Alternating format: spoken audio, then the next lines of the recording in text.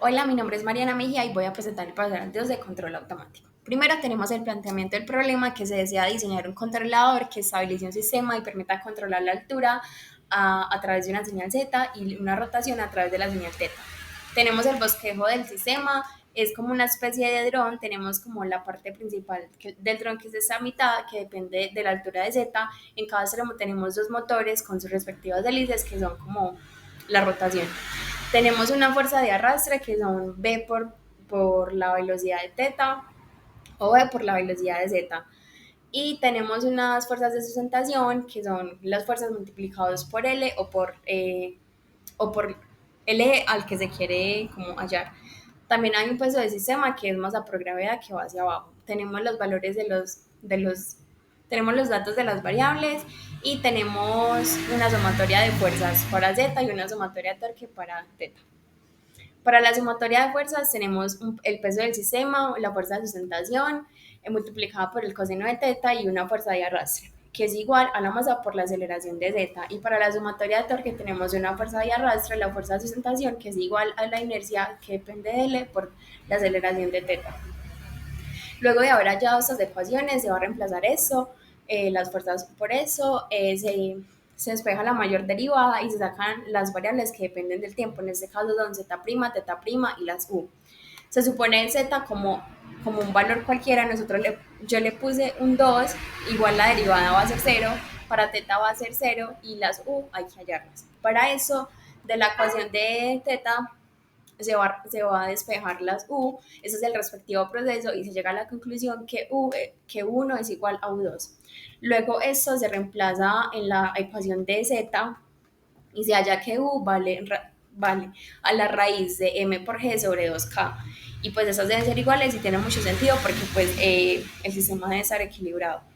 Luego de esto se supo que no era una ecuación lineal, entonces para linealizarla se tuvo que hallar por medio de las series de Taylor y la transformada de Laplace. Entonces para la ecuación de z hacemos como la formulación de la serie de Taylor, se hacen las derivadas parciales, luego se reemplazan los valores de teta y z, se hacen todas las operaciones y queda esa ecuación de la serie de Taylor. A eso se le hace Laplace y queda esa ecuación para z. Lo mismo para teta, se hace la serie de Taylor, se hacen las derivadas parciales, Laplace y llegan a estas dos ecuaciones. Luego estas dos ecuaciones se deben hacer la función de transferencia con ayuda de un lazo cerrado. Estas son las respectivas ecuaciones a las que se llegaron con la ecuación numérica.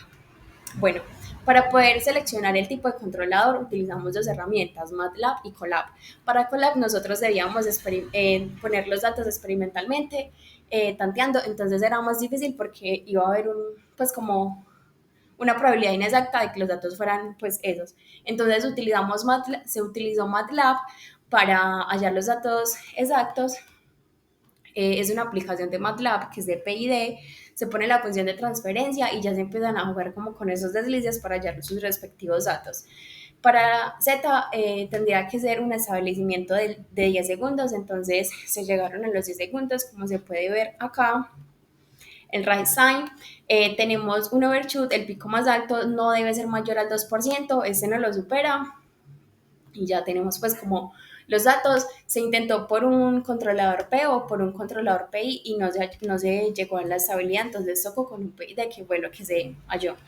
Lo mismo para teta, es un PID, tenemos los valores que no, pues sí, se sacaron los valores, el overshoot también dio de 0,9 y en teta se cambia el tiempo que son 2,4 segundos.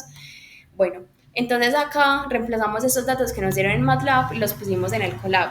Acá está pues como todo el procedimiento cuando se hallaron las funciones de transferencia, cuando se reemplazaron los datos, se hallaron las gráficas de Z y teta sin estabilizarse, los polos que queríamos que era el polo cero para ambos casos, uno de menos 0,5 y el otro menos 2. Entonces para Z utilizamos los valores que nos dieron, utilizamos la función de lazo cerrado, acá hallamos el rango de los polos que tiene que ser con una tolerancia del 5% y acá después de haber hallado los polos nos damos cuenta que los valores están dentro del rango. Volvemos a hallar la gráfica de los polos y sacamos la gráfica ya estable con los respectivos valores que son como los mismos que nos dieron en MATLAB. un overshoot del 0,96, el tiempo de 10 segundos y el valor máximo de 1. Lo mismo para teta, pusimos los valores, el rango de los polos, también con una tolerancia del 5%, la gráfica de los polos y ya pues se estabilizó.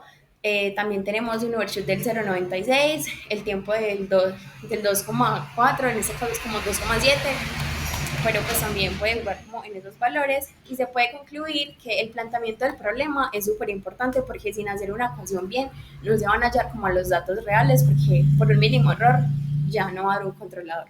También se pensó hacer en un simulador con esos valores, pero nunca se estabilizó, entonces se llegó como a la conclusión que puede ser como muy preciso los datos en la forma de teoría, pero ya cuando se va a llevar a la vida real, pues hay que escalar los datos para poder que funcione.